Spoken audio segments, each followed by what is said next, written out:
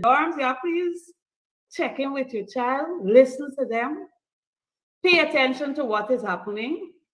I've been doing an investigation for the last 2 weeks because I got a complaint. I didn't want to talk about it. I'm not going to call the name of the institution as yet because I'm waiting to see what will happen this week. Imagine having half slab of a cheese to share for 300 children for breakfast. Just imagine that. Imagine cooking sausage or whatever it is, preparing meals. It is not used out. And you put it in a freezer a week after you're giving the children to eat at the dorms. I know this will raise some eyebrows. But I'm calling on the relevant authorities that have taken these children in your care to ensure that you provide nutritious, healthy, wholesome meals for these children. Don't treat them like prisoners. Imagine getting 2 slices of bread and the cheese and even cover half of a slice of a bread. These are things that should not be happening. And people operating as though they got save monies for institution. If you budget monies to be spent for the institution so that the children and the staff can benefit, then come on, let's do it. Spend the money, invest wisely, and let the children enjoy. If you're staying at the dorms, those children must be comfortable. It's something I've been speaking about year ago, year come.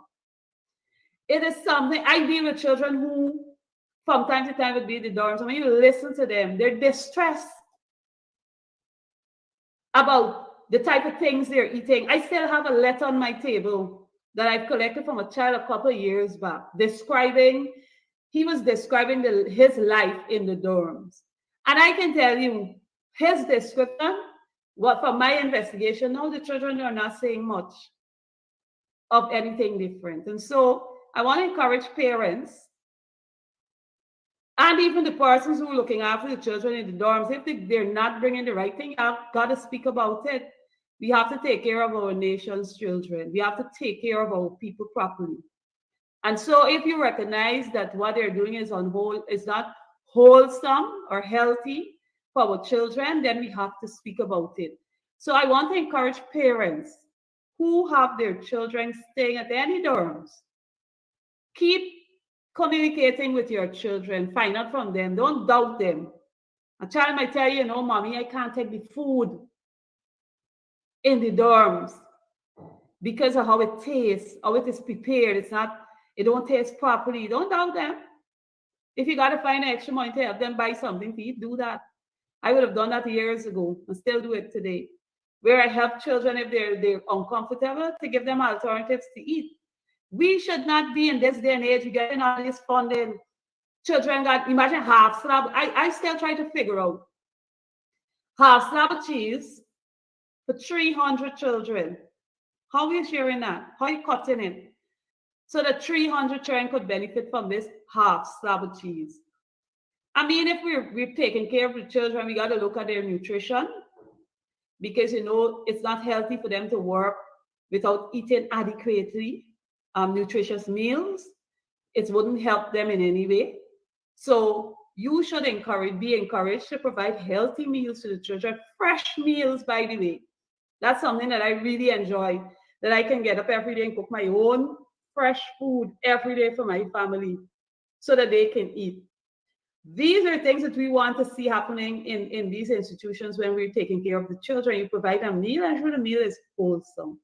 Ensure it is adequate. Imagine me getting 2 slices of bread and not even a piece of cheese to cover half of a slice of a bread. These are things that we need to look at. And so I will be waiting to see what actions will be taken along the way to help these children. If it is not done, then I can come here on my program and I can start calling out the names of the institution and let people like me get wrong. The education ministry need to pay attention to the nutrition of our children or whoever is responsible that are staying in these institutions. You cannot treat them as though they don't have any rights. You freeze in sausage stew 1 week, 2 weeks, and then starving the people to rent. Come on, people, come on. No. It makes no sense. Make enough, let them use it out, and that's it. because you have to think about the health of the children and how they cope. I even heard that in one institution you have children, when they eat certain things, they get sick, and so they go to the health center every week. So this is an issue that must be addressed. We're talking about education. Education comes with nutrition. It's just like the hot meals that they said they're serving the children. Sometimes you see when I'm trying to open them thing and show you what come inside. It's better they don't eat. If we're serving the children, come on, let's serve them nutritious meals that they can enjoy, not because giving it for free. They can enjoy, it can digest well, and the children can be comfortable.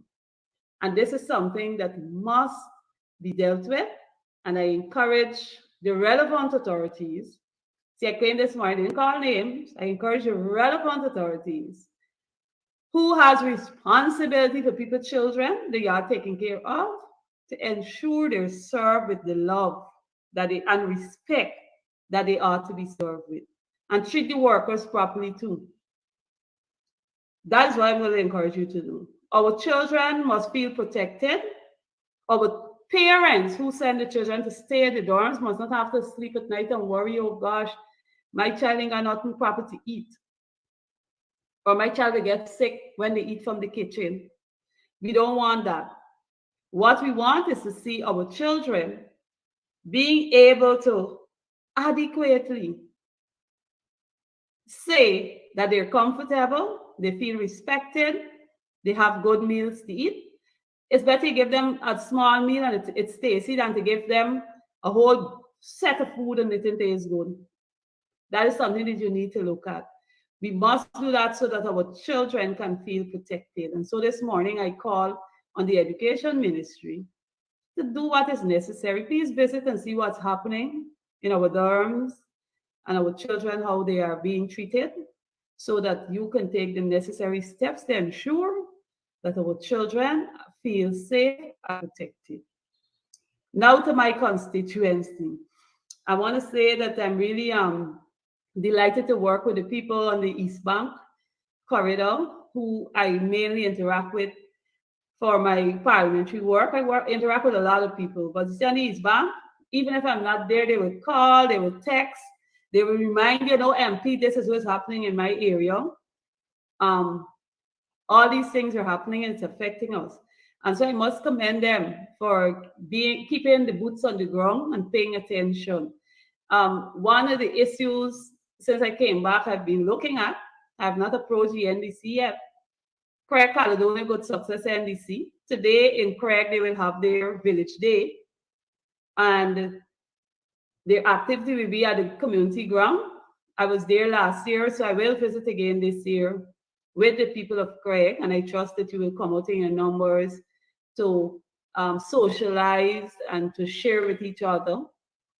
They have their village day today, so you can visit and have a little barbecue and all that will be taking place, face painting, and the games that they will be playing.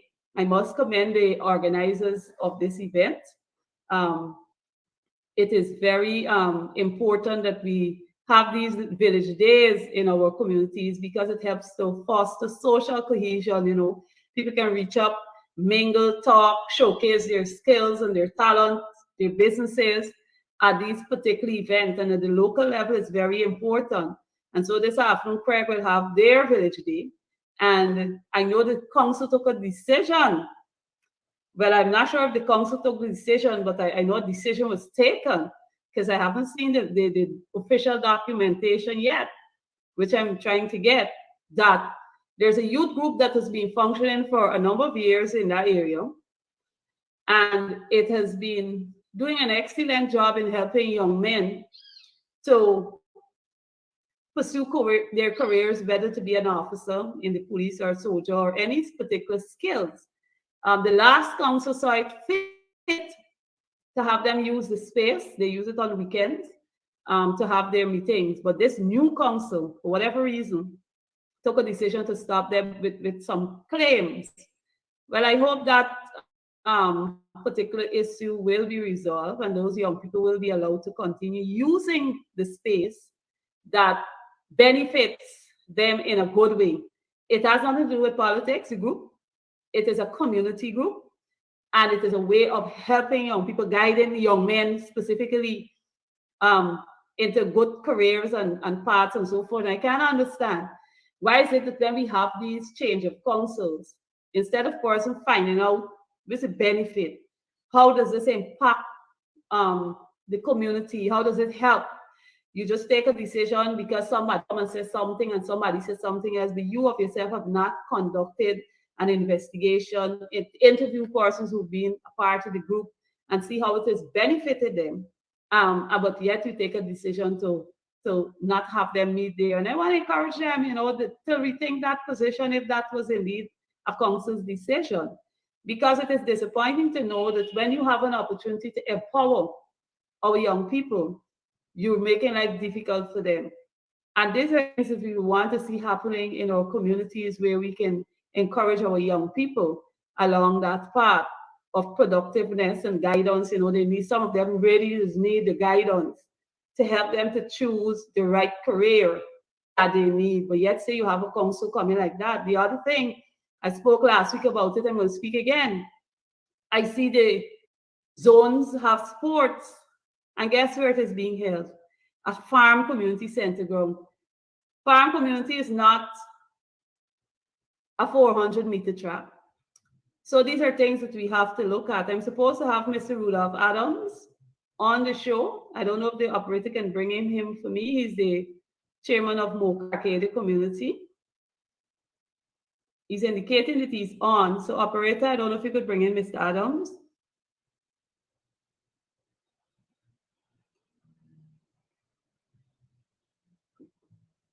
I don't know if we're having some technical difficulties, but let's see if we're getting him on the show. Okay, he's having some problem. Mr. Adams, you have to log into the bottom and into the studio because the operator is not seeing you so that you can get in on the program to share with us what's happening in the Mocha Arcadia community.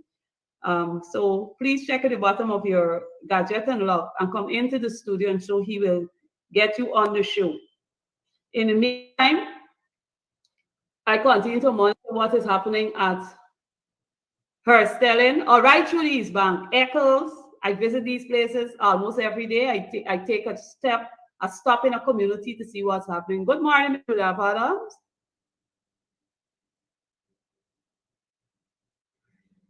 I'm not hearing you. Operator, what's happening there? Hi, good. Good morning, Mr. Adams. Hello? Hello, good morning. Hi, good morning. Welcome to the People's Representative. It's nice to have you here this morning. Thanks for having me on your show.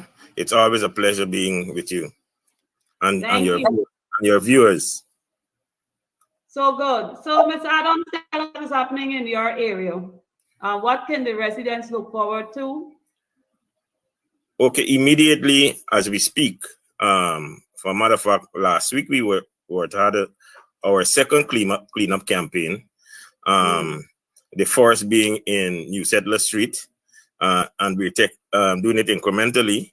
And we supposed to tomorrow morning we're supposed to start Cemetery Road. Okay. So what we're actually doing is cleaning up our community. This is also with the absence of the $4 million that we would have been approved by the Ministry of Local Government, where the 4 NDCs did not get the cleanup campaign. However, on our own, we're still trying to have our community cleanup, and we would have our second cleanup day tomorrow, and that's in Cemetery Road. Thank you. So the residents of Mocha Arcadia community, please take note. Tomorrow is the second day of cleanup organized by the council, where they're cleaning the Cemetery Road. I recall asking the first time if the government actually put anything into it, because I know they always about to clean up. But they deprived the council of the money, still no money, but I must say hats off to the council for pursuing against all odds to keep doing what they can in the community. I must say that. And this is after all we would have had our ground cleanup.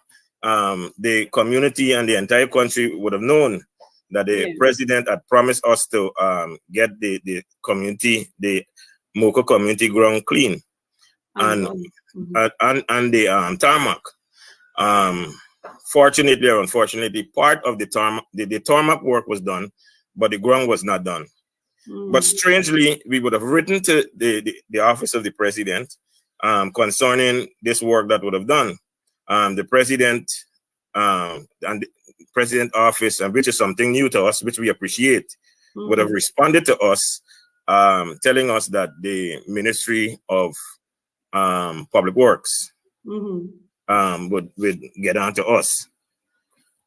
Now, it's only yesterday we had our finance committee meeting, and a circular coming out from the minister himself indicating that the work on the scheme ground was done. And the work on the scheme ground was done, and $5 million was expended to clear this ground and level it and everything. What? We had get a correspondent, and it was dated in July, and that is after the president would have acknowledged our letter. However, I'm still to get the timeline of the correspondence, and we will try to engage the minister. I think the minister, in good faith, would like to assist in this endeavor.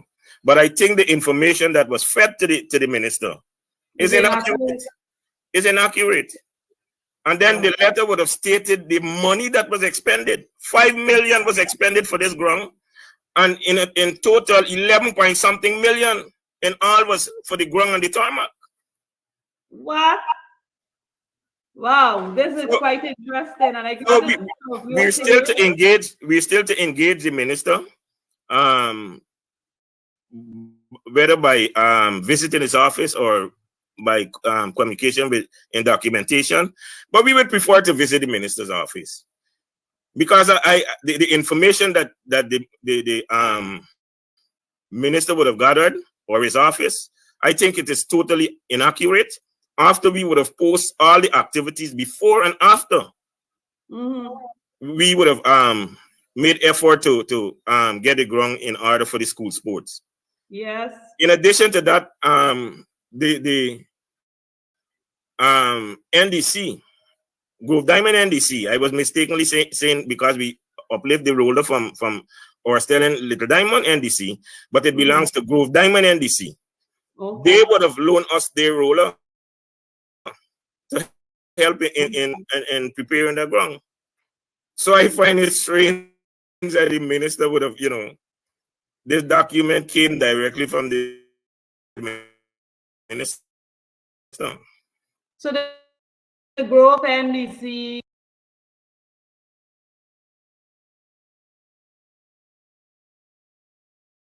loan y'all, or they lend you it? Yeah, they lent us the roller. They lent us the roller, which we appreciate.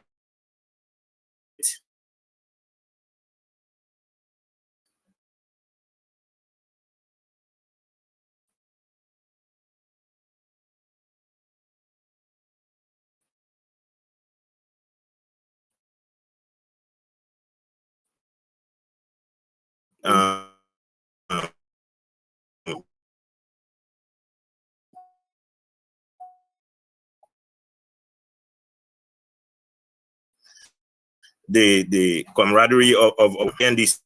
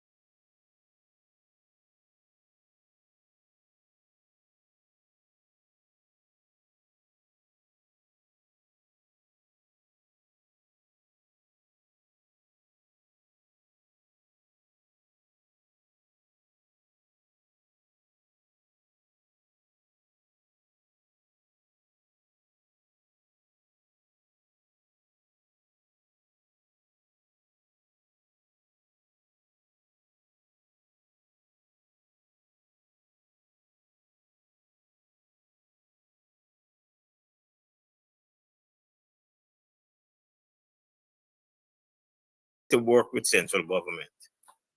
Central government has to have the willingness to work with us, putting aside policy, not because we are an NDC that is majority APNU. It does not mean that we're not willing to work with the government. And that's the myth that the government has to change concerning the NDC that is managed by the opposition. Yeah, I agree with you 100%. They need to change that myth and do what is necessary. But you see, the thing what I observe is that these people love to go through back doors. They're the authority and always trying to go through the shortcut to anything or to look good. It's about them looking good. But if you do the right thing, you will look good because the right thing is being done. So I must commend you, Ms. Adams, and the new council for the hard work you're doing and pulling people together in our village so that they can do what is necessary. I must thank you for waking up early, and I do look forward to having you again on my show to share with our viewers. Any parting words for us? Yeah, it's just that we have the community at heart. We supposed to have a fundraising activity in the form of a barbecue that would assist us in terms of our revenue base, because our revenue is low, and we will continue to work and communicate with our residents for the development and for us to work as a unit for social cohesion within our community. Thank you so much, Mr. Adams. I'm quite sure my viewers do appreciate having the information. So again, viewers, those of Mocha Arcadia, please note tomorrow is the second cleanup that will begin at Cemetery Road. And so you're encouraged to fall in on that cleanup campaign. So again, I want to thank all my viewers for tuning in. Remember, today is the Craig Village Day. And so you're encouraged to support. In closing, let me repeat my quote. True patriotism hates injustice in its own land more than anywhere else. True patriotism hates injustice in its own land more than anywhere else. And so we await justice for the people of KMU. I thank you so much for joining me, and do enjoy the rest of your day. Bye-bye.